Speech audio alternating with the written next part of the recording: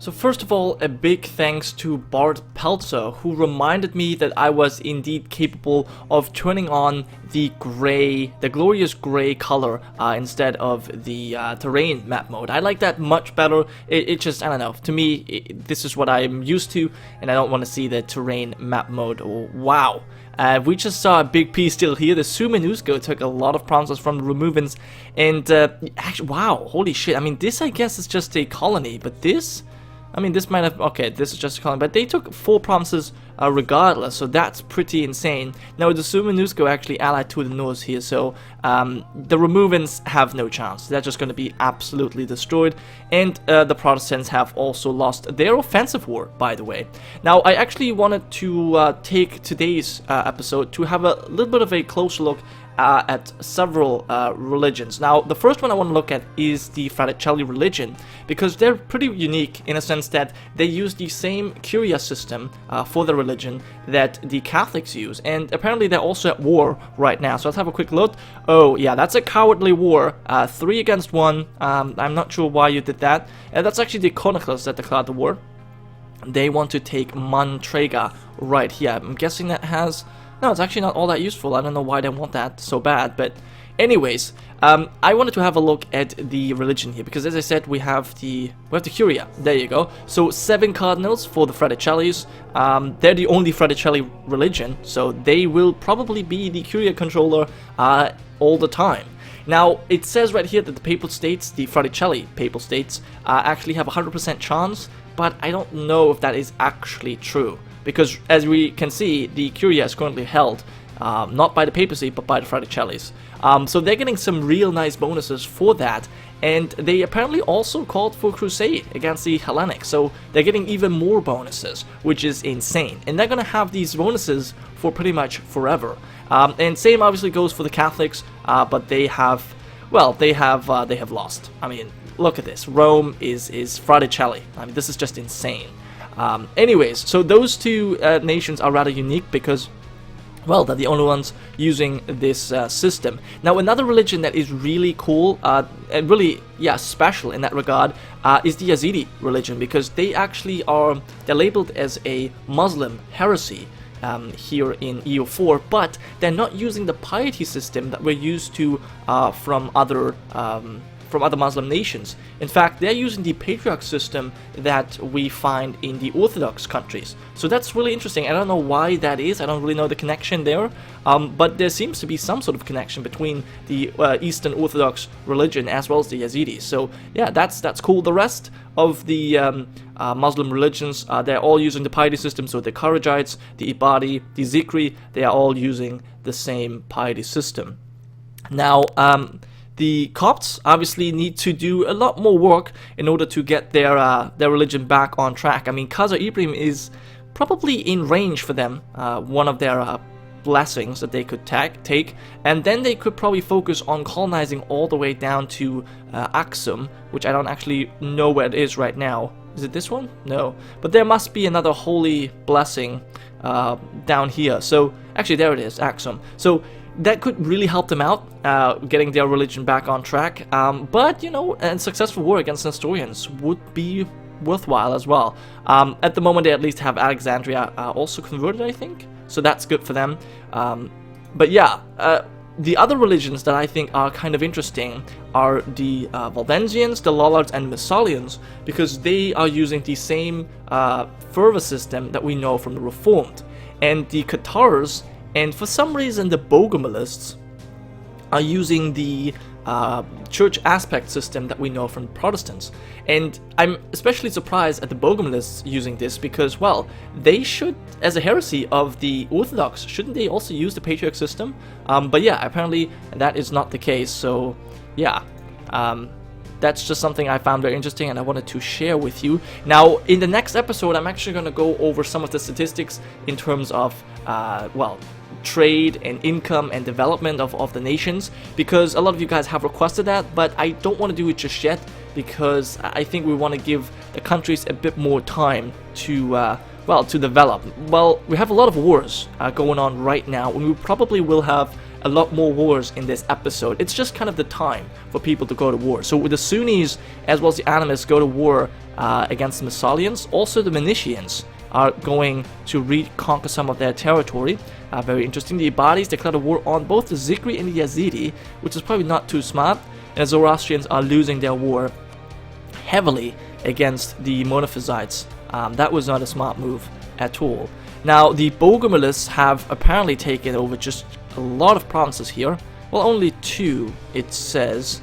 How many provinces? Okay, so the Iconoclast took 1. And did the Fraticelli also get something? No, the Fraticelli are the only ones who didn't get anything out of this war. But that's okay. I think they will be able to get over that, I guess. Now, interestingly, the Waldensians and the Fraticelli finally meet. I hope that they're going to go to war soon. I would like to see that.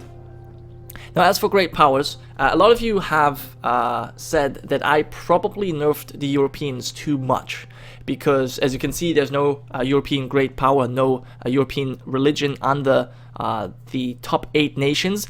But give it time, guys. Give it time, because the trade is just going to incredibly boost the Europeans later in the later stages of the game. The Cathars and the Fraticelli, as well as the Lollards and Reform, they're just going to be absolutely insane. In fact, I've already had a look at trade, and you know, London, or the English Channel, has already surpassed Constantinople. I mean, these values change quite a bit. So Alexandria is actually quite high, so we have 8.6, 8.4, 8.2, and then we have 8.5 in the English Channel. But still, I mean, it's definitely the Europeans definitely can hold up in terms of trade, and I think it's only gonna, you know, get better for them as time goes on. So I would really not say that the Europeans are too much nerfed.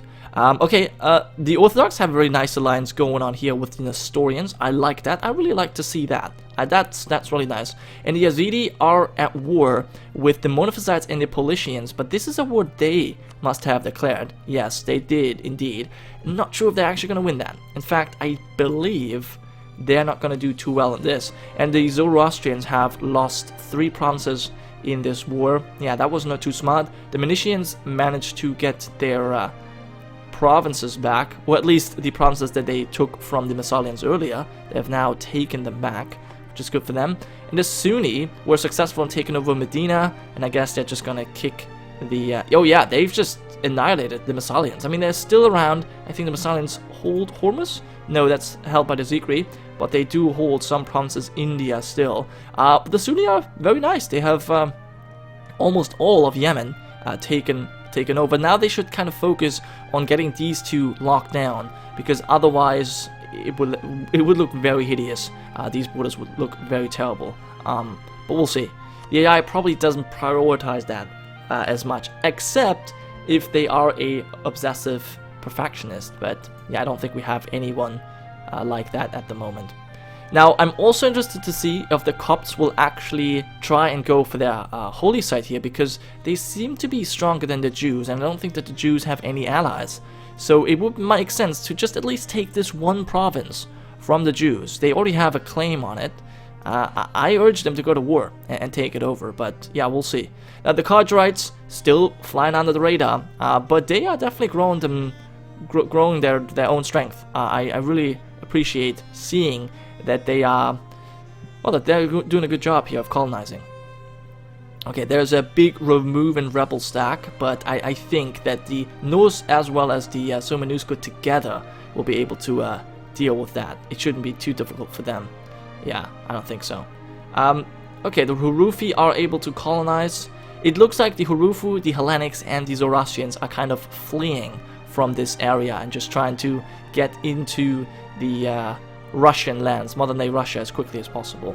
Okay, let's have a quick look at the other wars that are going on. The Shinto have decided to declare war on the Jains. Yes, I've been told that it is called the Jain religion, not what I said before. And I really do appreciate that they're doing this. I want the Jains to be kicked out of Japan. I want Japan to be fully Shinto land. It just would make me happy. I don't know. But yeah, other than that, we have another war. I think the Mazdaki. I've seen the Mazdaki declare war against the Zikri, and the Yazidi have not come to their aid. So the Yazidi and the Zikri, they are no longer allied. I wonder who broke the alliance first. I really do wonder. But I guess it was the Zikri, because we've seen this war before. Actually, no. No. The Yazidi declared the war, and I think then they now declined to help out the Zikri here. Yes. And that's not good for the Zikri. Not good at all, because the Mazdaki are just raffle stomping them right now. Yeah, I don't even see their army at all. Yeah, that's your army, 3,000 men? Ooh, I wonder how much they're gonna take. Probably just these two provinces? Perhaps even this one? Don't know. The Zunis still have their starting location here, and they have, you know, provinces all across the world. They have stuff there, over here, then all these shitty little islands, and they're even in Korea, and yeah, whatever this place is. So, I don't know. I think that's a really poor strategy, but, you know, they're doing it. And so far, they've not been attacked. So I guess it's working out for them, in a way. But yeah, what else have we got going on? Those are the only two wars right now. So the Yazidi are heavily losing, and I think they're actually going to have to give up some provinces. Yeah, Monophysites, Paulicians. Well, then again, I don't know if the... Well, no, you have claims. You do have claims here, so we're probably going to lose quite some stuff. Do you have some claims? You do as well. So I believe that this is going to go to the Monophysites, and this is going to go to the Paulicians. They actually have to unsiege the capital. It will take them some time. In the meantime, Mosul has fallen. So the Yazidi are not broken yet. But I do believe that they will eventually lose. I cannot see them winning here. And yeah, what's going to happen with the Zikri? I guess Hormuz is still being held, which is why they're not peacing out. But at some point, the war exhaustion is going to be too high. Okay, nice battle there. Ooh, it looks like the Yazidi are not gonna make it. No, they have been defeated. Too bad for them. Too bad for them. Okay, so now Nahuatl are going after the mines again. The north after the Romuvans. This is gonna be pretty one-sided. And the Bogomilists as well as the Iconoclasts fighting the Nestorians and the Orthodox. Now this is big. This is a really nice war that I want to see. So let me check that out once again. So the Orthodox, oh my god, this is great. This is a truly great war. I'm actually going, you know what I'm going to do? I'm going to select the Orthodox here, and I will check this out. So the Bogomilists declared a conquest of Tarnovo. Okay, so against the Orthodox. Alright, so this is pretty even. I mean, the Orthodox and the Nestorians have way more cannons and a bit more cavalry. And also it seems like the better fighting navy.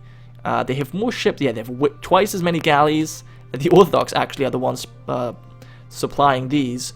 They have a lot more light ships. But then again, I don't... No, that's fine. Yeah, that's fine. And, well, the enemies have a lot of transports, but that's not going to help them too much. The enemies have a bit more in terms of infantry, but I don't think that's going to save them. It really comes down to who's going to win. I mean, the thing is, if Constantinople falls, I'm not sure the Orthodox will want to stay in this war for too long. I mean, they're being besieged by 60,000 men at this moment. They're taking over Fraticelli, and yeah, well, the Bogomilists, since the Bogomilists are the ones leading the war, I guess the Iconoclasts could be forced out of this, potentially. But this is really interesting to see. I really wonder who is going to come out on top. I do kind of root for the Nestorians. I know a lot of you guys are obviously rooting for the Orthodox. So we'll see what happens. I did say those guys are dirty Greek cheaters because they set off with twice as much development in their capital. But don't forget, it was also Turkish. Oh, it was Sunni, and it is still Turkish religion. So it wasn't as good as you might think. Again, Constantinople has fallen. The Theodosian walls have been breached. So now it's basically a race to who gets to siege faster. The problem is, this is the Orthodox heartland that is being besieged here.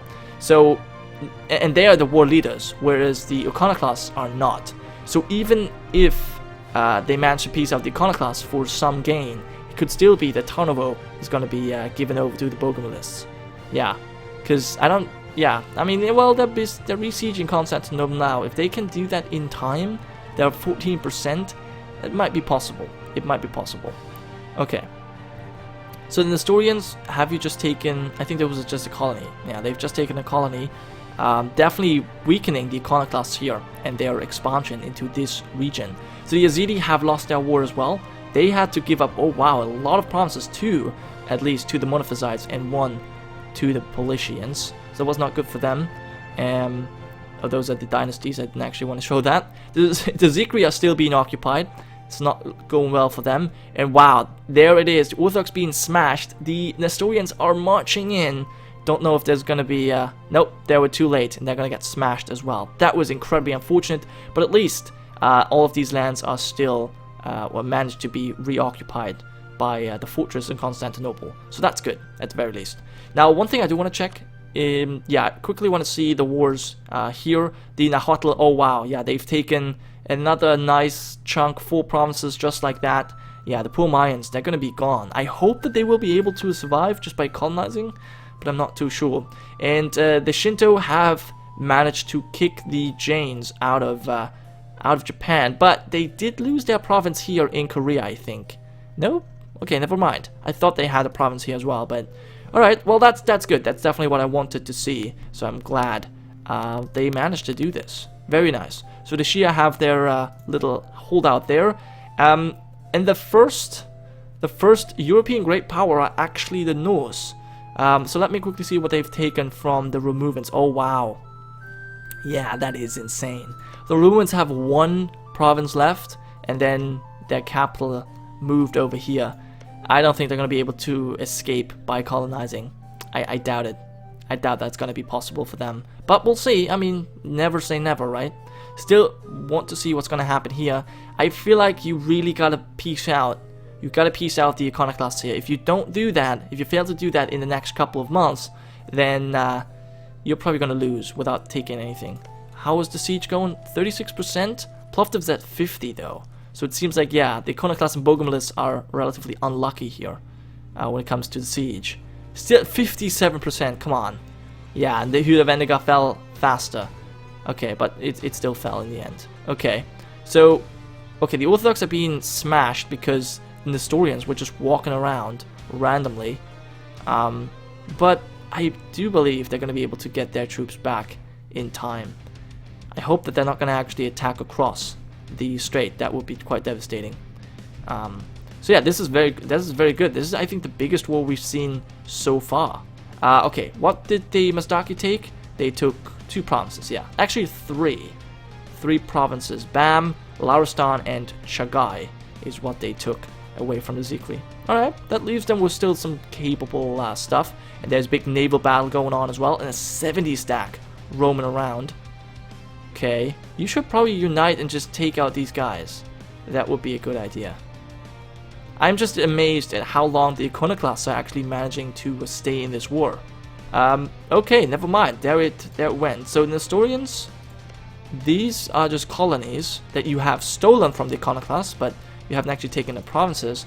And the Orthodox seem to have actually, oh yeah, they've done a good job. They have consolidated their land. I think they've taken this province, Cathar, which is a coastal center of trade, and they've also taken Basarabia, a asteroid. So that was really good. And that was just a separate piece. So now it's still the Bogomilists against the Orthodox and the Nestorians. So that was a big major power play here, and I really like to see that. I wonder if the Fraticelli are gonna, you know, try and help out the Bogomilists. But they have not been called in, interestingly enough. I guess they didn't want to be involved in these shenanigans. But yeah, this is really nice. This is the only war that we have currently going on. The Sunni are looking very nice.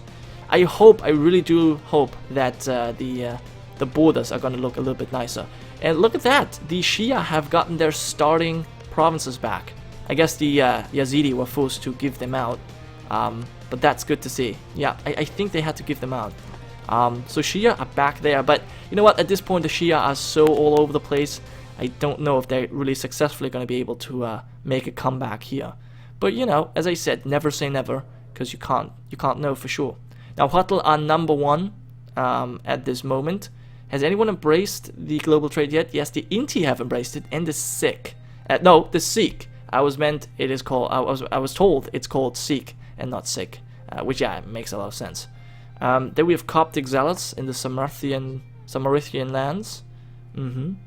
And you are still in your war. Man, this is an insane war. And no, it has not ended. 25% in favor. of the Orthodox alliance. Have they won that battle? Yeah, it seems like they have, in fact, done that. Iconoclast rebels. Alright, I guess, yeah. I don't know if the Orthodox have actually any claims. Yes, they do. Ooh, yeah, they could really come out incredibly powerful out of this war. And the Nestorians have almost blocked off the Iconoclast from further colonization here. So, yeah, we'll see. We'll see what happens. But anyways, that was it for this episode. I will come back next time, and we'll have a look at the ledger. So thank you so much for watching, and I'll see you guys next time.